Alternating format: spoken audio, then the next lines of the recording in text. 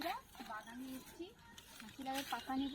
আজকে এই ছাঁচি লাউয়ের পাতা দিয়ে আপনাদের এক ধরনের রেসিপি করে দেখাবো। অনেকে পাতা ফেলে দেয়, আবার এই ডাঁটার সঙ্গেও খায়। আমি আজকে নতুন পদ্ধতিতে আপনাদের এই পাতার রেসিপি রান্না করে দেখাবো। চলুন তাহলে পাতা তুলে নিই। নমস্কার বন্ধুরা, ভোক্তালির ভিলেজ কুকিংয়ে আপনাদের স্বাগত জানাই। আজকে এই ছাঁচি লাউয়ের পাতা দিয়ে আপনাদের একটা বলেছিলাম না নতুন রেসিপি, পাতা বাটা করে দেখাবো। এটা একটু পাতা বাটা পেলেই আপনাদের একদম এক থালা ভাত দুপুরে শেষ হয়ে যাবে। চলুন তাহলে বানিয়ে ফেলি।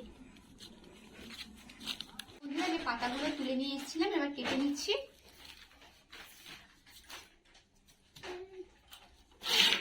একে একদম ঝিরিঝিরি কুটতে হবে,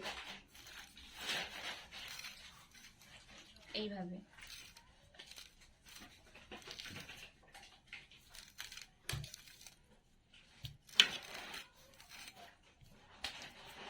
একে যত ঝিরিঝিরি কুটবেন তত তাড়াতাড়ি সেদ্ধ হবে আর ভালো হবে।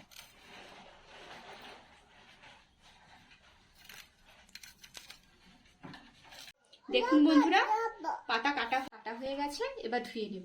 চলুন।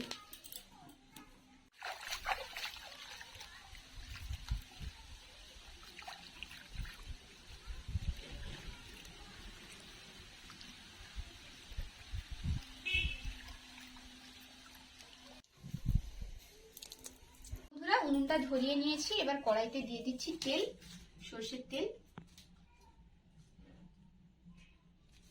তেলটা গরম হোক। তার জন্য নিয়েছি শুকনো লঙ্কা, কালো জিরে, রসুন আর নুন। রসুনের পরিমাণটা পাতা অনুযায়ী রাখবেন, যেন পাতার থেকে একটু রসুনের পরিমাণটা বেশি হয়।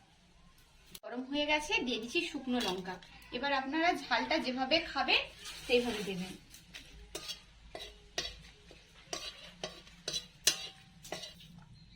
ওই সঙ্গে দিয়ে দিচ্ছি কালো জিরে।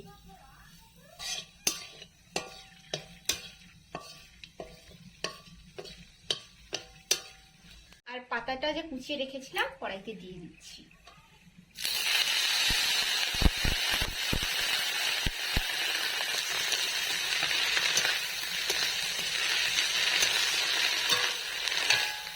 দিয়ে দিচ্ছি এবার নুন।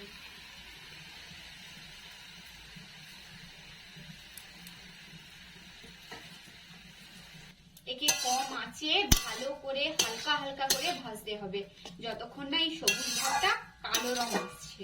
একদম রস ভালো করে মেরে নিতে হবে। বন্ধুরা, এতে এক্সট্রা ভাবে কোনো জল দেওয়ার দরকার নেই। দেখেছেন তো এবং জল বেরোচ্ছে, এইভাবে জল বেরোবে। এই জলটা শুকনো হয়ে যাবে, তারপরে এই যে সবুজ রংটা দেখছেন এটা কালো হবে। তারপরে বুঝবেন যে পাতা বাটা হয়ে গেছে। এটা হোক, আপনাদের আমি পরপর বলতে থাকবো যে কিভাবে বুঝবেন পাতাটা হয়ে গেছে। চাপা দিয়ে দিচ্ছি, হালকা আঁচে হতে থাক। এখন বন্ধুরা, জলটা শুকনো হয়ে গেছে, কালো কালো ভাব এসেছে, কিন্তু আপনাদের বলে দিই এইভাবে চিবলে দেখুন জল এখনো বেরোচ্ছে, তার মানে এখনো জল আছে। একে ভালো করে হালকা আঁচে একদম শুকনো করে ভাজতে হবে। এই যে রসুনগুলো দেখছেন এর গায়েও হালকা হালকা ছ্যাঁকা ছ্যাঁকা দাগ চলে আসবে। চাপা দিয়ে আমি রেখে দিচ্ছি। একদম প্রায় জল শুকনো হয়ে গেছে। এই দেখুন হালকা হালকা রসুনের গায়েও ছ্যাঁকা লেগে গেছে, আর রংটা সবুজ থেকে কালো হয়ে গেছে, তার মানে বুঝতে হবে যে ভাজা হয়ে এসছে। আপনারা মাঝের মধ্যে কেউ যদি না বুঝতে পারেন এইভাবে চিপে দেখবেন, এইরকমই। যদি দেখেন যে এভাবে জল বেরোচ্ছে তাহলে আরো হবে। এটা একদম শুকনো শুকনো করে ভাজবেন। দেখুন বন্ধুরা, একদম সুন্দরভাবে ভাজা হয়ে গেছে। ভাজার সময় একদম মানে কি বলা যায়, জলটা যে শুকনো হয়ে গেছে একদম বোঝাই যাচ্ছে, আর কালারও পরিবর্তন হয়ে গেছে। দেখুন রসুনের গায়ে একদম ছ্যাঁকা ছ্যাঁকা ভাব চলে এসছে, আর এইভাবে টিপলে আর জল বেরোচ্ছে না, বেরোচ্ছে তেল, তার মানে ভাজা হয়ে গেছে, বুঝে নিতে হবে। নামিয়ে নিচ্ছি। কড়াই বেটে দিচ্ছি, আপনারা চাইলে মিক্সিতেও বাটতে পারেন।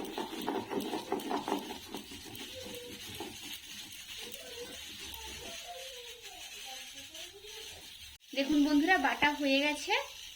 একদম শুকনো শুকনো ভাবে বেটে নিয়েছি। আপনারা বুঝতেই পারছেন যে একদম ভালোভাবে ভাজা হয়ে গেছে, তারপর বেটেছি। ঠিক আছে।